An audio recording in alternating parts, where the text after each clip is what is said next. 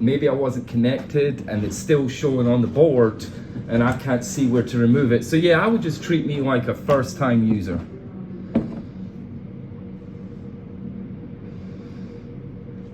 Yes, sir.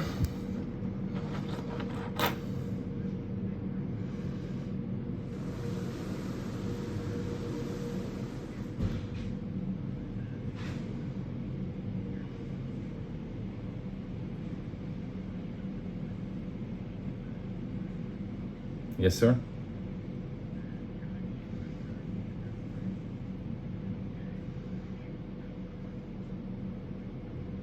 Yes, sir.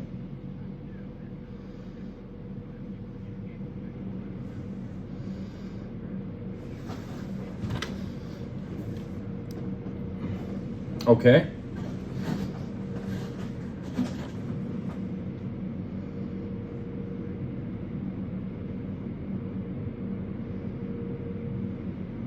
Excellent.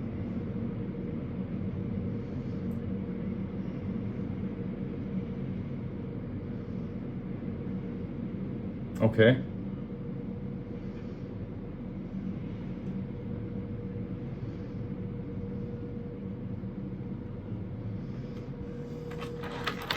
Oh. Okay, so that will read back what's currently playing. Oh, okay, I see it. See, the Gamecocks came up.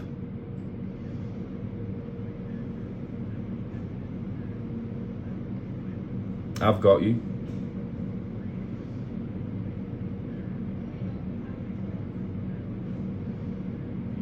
Okay.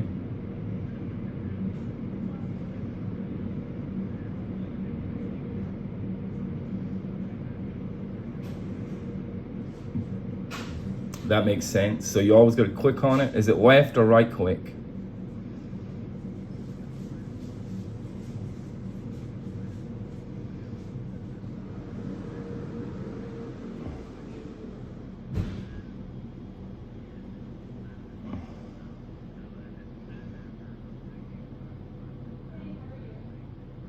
Fantastic. That makes sense.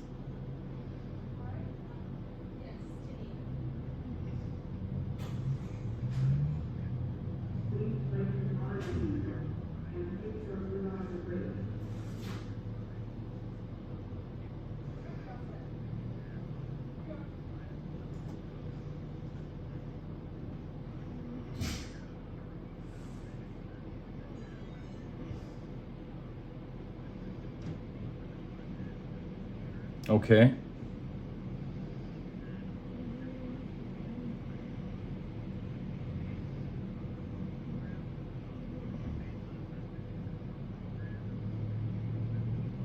Okay.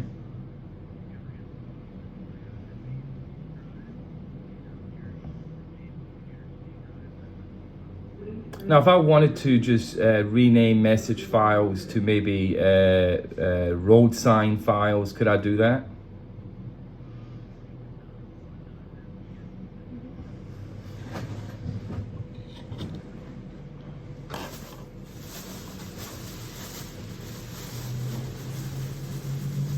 Okay. I've got you. That makes sense. That's perfect. Okay.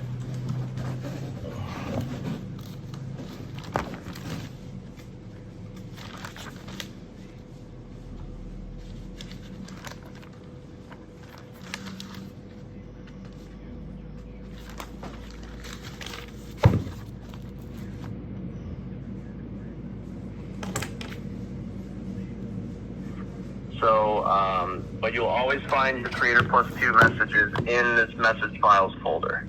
Excellent. All right. So once you've created a playlist and added messages to it, you can do one of two things. You can either just hit the send button and that'll send that list out. Or if you need to schedule messages, so for example, if you wanted this Go Pirates message, let's say you only wanted this to play until the end of the week and then you didn't want it playing anymore, you can actually schedule that ahead of time. So when you have a file highlighted here on the right, down here where it says File Schedule, Okay. you see that there's 4 different rows, 4 different schedules. Basically, you can schedule each file in your list up to 4 times. Now, obviously, you probably won't need all 4 each time, but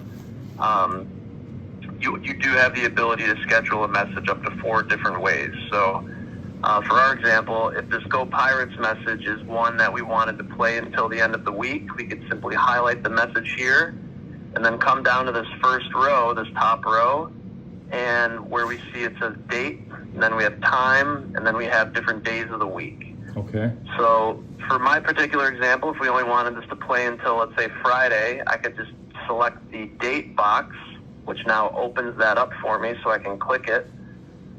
And I could leave my begin date as today, and then my end date I could just change to Friday. Okay. And now that I have a date schedule here, I could hit send again, and it'll resend these 2 messages out to the sign, but this message will now stop playing as soon as the 17th ends.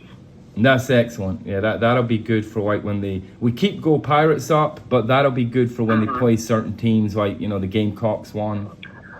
Oh, absolutely, yeah. So it gives you a lot of control. It just says, instead of you having to always remember to get on the computer and change your list, you can just kind of put a few messages in the list and then schedule them to play only between certain dates or times or whenever. Excellent. So it's just kind of a nice way to, maybe spend a day of the week or the month and just create some messages and schedule them, and then you don't have to worry about it for a while. Okay. So just like date, you can do by times. You can have messages playing between certain times. I'm not sure how common it is that people use the time scheduling, but if you have certain messages you want during business hours or after business hours, you can kind of set your time limit here. And then days of the week, you can, obviously it's just whatever days you have selected. Let's say maybe you had a deal every Monday, Wednesday, and Friday.